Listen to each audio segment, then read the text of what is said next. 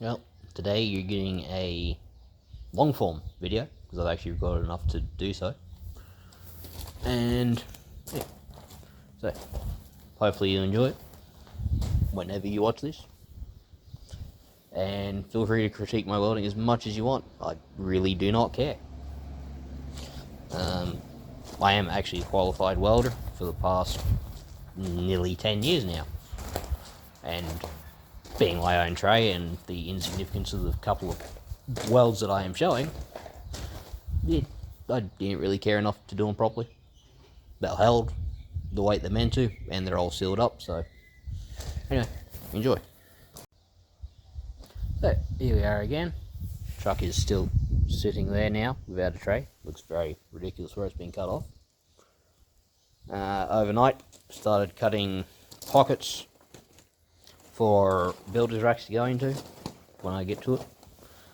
Welded those last night. Have cut the carrier rails through the tray. I'll explain what I mean in a second. The front and rear cross member.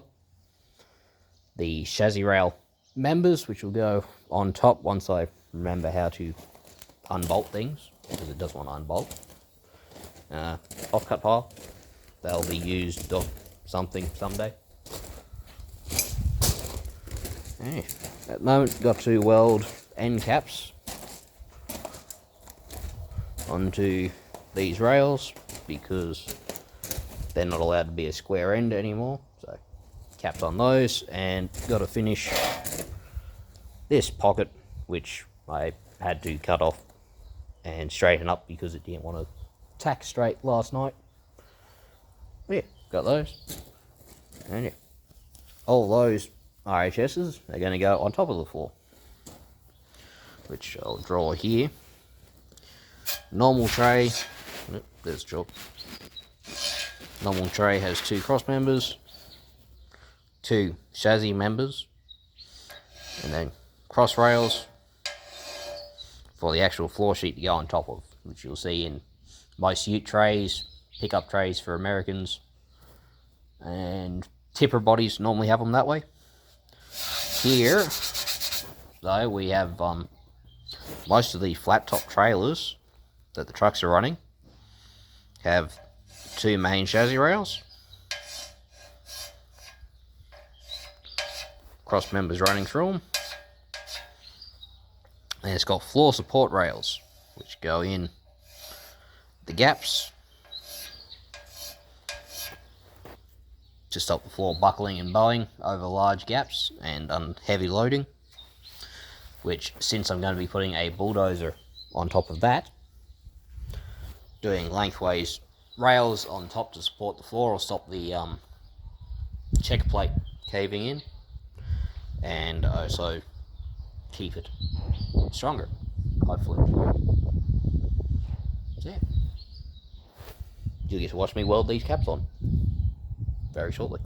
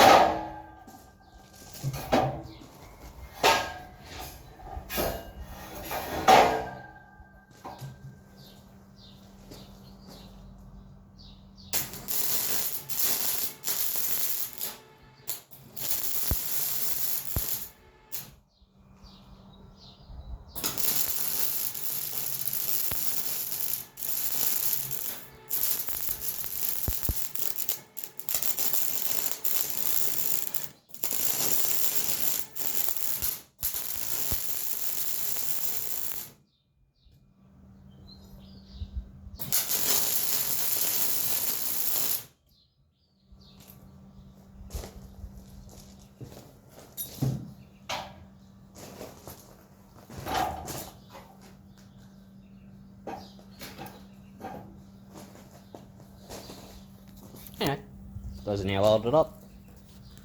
Yeah, all the popping and stop starts because there's a gap in there and I really didn't want to fill it up or turn the welder down. So done that, they're now enclosed, which is all they had to be. Other end's still wide open because I got to weld it to the bumper rail that goes at the rear, which I'll get to later on in the process. There, that. This one had the same issue because when I cut this one, it wasn't squared up when I cut it, so it left a bit of a gap, but I couldn't cut it off again straight, otherwise it would be too short for what I'm doing. And I really didn't want to cut a new one, so I didn't. But in there's fine. You can't see that anyway. But yeah, in there I'll be fine. There's nothing down there to cause a problem with the rails going in it.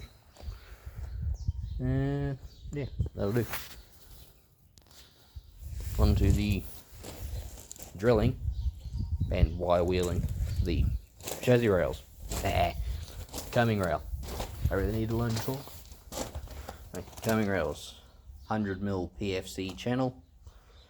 4.5 meters long each at the moment. Came out of a 12-meter length. And yeah, gonna put those through. Just wire wheel them to clean up the insides because I don't know where it was actually stored at the steel yard, but it was somewhere outside. Clean them up. Got to put side lights in it and indicators because I don't like having the tabs hanging down where the rope rail will be going. But that'll be the next part. I don't know if I'm going to record that. It's probably too much effort. And yeah, we'll go through the rest of that pile, which is the headboard and main cross members, which I'll do some filming for that later.